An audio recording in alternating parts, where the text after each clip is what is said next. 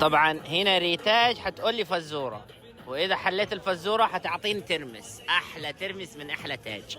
ماشي مجانا، إذا حليت الفزورة حاخدها مجانا. ماشي يلا قولي الفزورة. ليها عيون كتيرة ما بتشوفش. حاجة لها عيون كتيرة ما بتشوفش. العنكبوت. طيب ايه هي؟ السمكة. أول حرف الباء. أديك 3 اختيارات. 3 اختيارات؟ طب انا مش عارف. هقول لك إيه؟